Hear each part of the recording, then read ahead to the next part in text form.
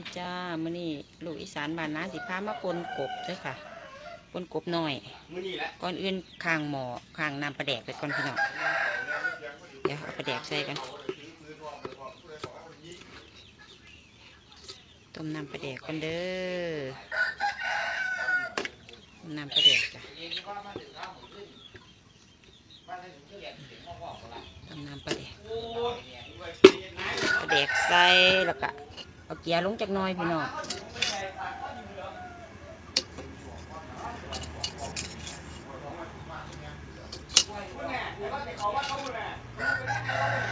ใส่เกลือนิดหน่อยวันนี้เขาไปเบิ่งกบแล้วค่ะไปเบิ่งกบหน่อยนี่กบหน่อยอีหลีเด้อพี่น้องอันนี้เผาแล้ววันนี้เขาจะไปล้างมาแบกขี้ออกหม้อขุดแล้วเขาจะเอาไปใส่หม้อเด้อค่ะแล้วอันนี้เผาเราเด้อค่ะเผาหนังมันเรียบร้อยแล้วเดี๋ยวเขาจะเอาไปล้างเรามาแบกขี้มันเด้อจ้าวันนี้เขาเดี๋ยวสิมาแบกขี้มันเด้อพี่น้องแบกขี้เราจะไปใส่หม้อแบกขี้กดหน่อยกันหน่อยดีเด้อพี่น้องแบกเอานี่มันออกกันโอ้มีไข่ก่อน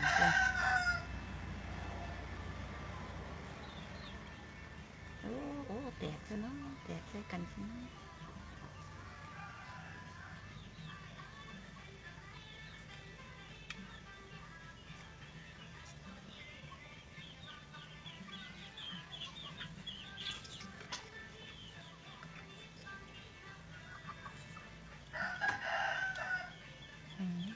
ตัวนี้ขี่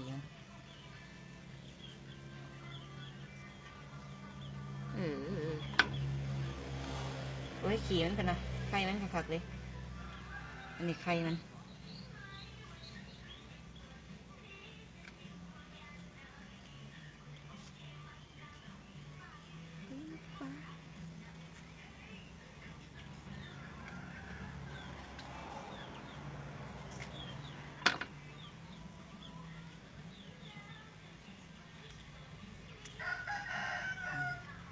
เดี๋ยวไปล้างกันแล้วไปนอนแล้วจะเอาไปใส่หม้อ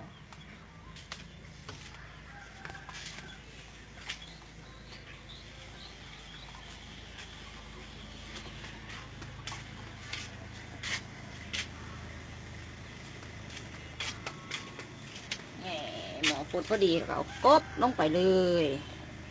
แล้วก็รอให้มันเปื่อยก่อนมันต้องต้มโดนๆเล็กน้อยพี่น้องให้มันเปื่อยมันต้องสิตำไงนี่รอให้มันเปื่อยก่อนเด้อจ้ะรอให้มันเปื่อยก่อนแบบนี้หม้อฟุดแล้วเขียดอิโมหน่อยกับเปื่อยแล้วพี่น้องเดี๋ยวเขาจะปรุงขัวพริกแล้วค่ะแบบนี้เด้อเดี๋ยวเขาจะมาขัวพริกคนจ้าแบบนี้เขามาขัวพริกพี่น้องถามว่าเอาหนีวันเสียขัวพริกพี่น้องขัวพริกเดี๋ยวพริกจุกแล้วเขาจะเอาไปตำคนกบหน่อยนี่ออกแล้วเดือดมาแล้ว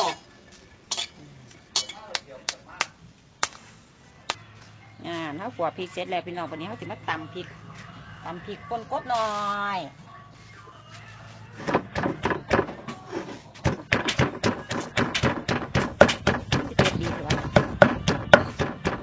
ไข่เด็ด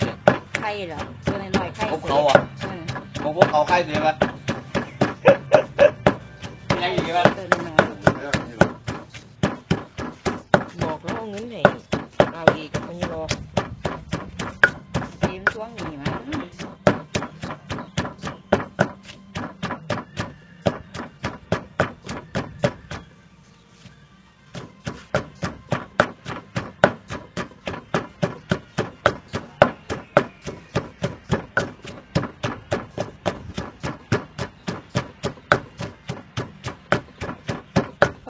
ก็ได้พริกนะ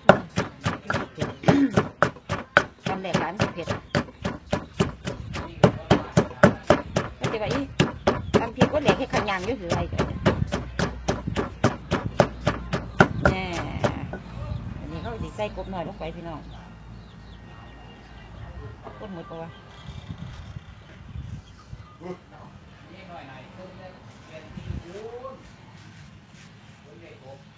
ระดูกออกแกน้อยกันพี่น้อง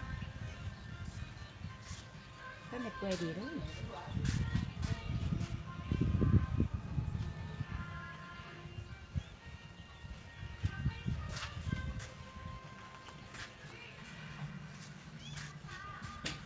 ถ้าไม่เปื่อยดีเปื่อยอยู่ของเปื่อยก็ดี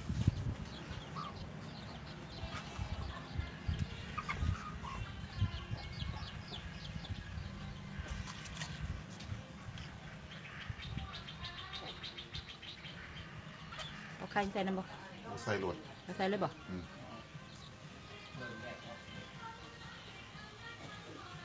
ตัดมันออกก่อนเดี๋ยวหนาสิขอฝาพี่น้อง สำหรับผู้ใดกินตับกบหนาสิเขาฝาก็ฉันว่าเอาเป็นว่ามากกับว่าน้ำฝนตัวเนาะหาคน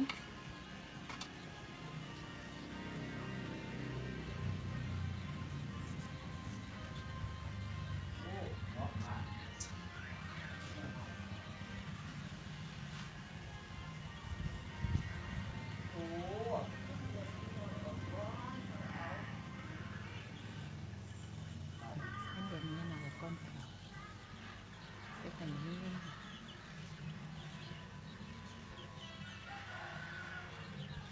เอ้าลืมไปยังจนพูดใส่ละจนห้องใหญ่วัดเอ้ย โอ้เป็นมันมีตกอยู่ ไอ้ตอนนั้นก็ไม่ได้อีกอ่ะ โอ้เป็น ลายหมอกพวก มันก็พูดได้อยู่ดีเนี่ย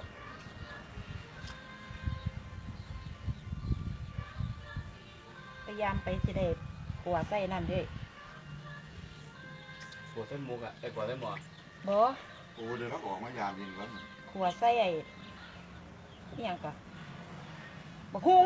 โอ้ แซ่บเด้อ เดี๋ยวผักซีไปแล้ว เข้ากันได้ล่ะ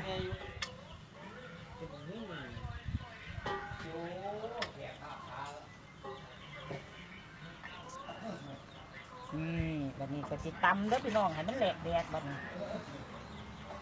ต้นกบมันก็จะเป็นจังซี่พี่น้องสิตำ เมื่อเนี่ยถ้ากูเอาออกก็ไหน ยังอ่านได้แก่แล้ว หวงเขาอย่างแน่นเลย ยังกินได้แค่นี่ไม่ให้กิน โอ้หัวกระหืด นี่แหลกเลยพี่น้องแหลกแล้วแหลกแล้วแหลกแล้วเดี๋ยวผมเดี๋ยวชูเขาจะใส่นี่กระปุกนะพี่น้องใส่ยาชูลงไป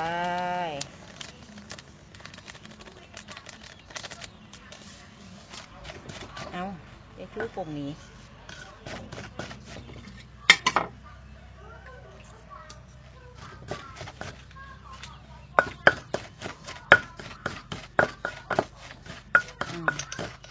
ชุบเขาเนี่ยนี่เดียวที่น้ำปลาแดกที่เขาตุ่มนี่เราลงไปหลุดพี่น้องนี่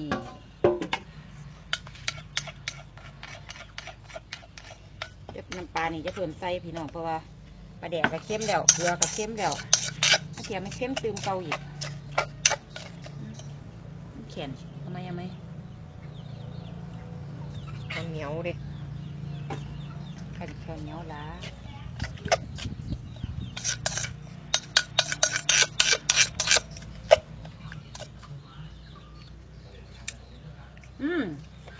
ปลาแล้วมันสิเค็ม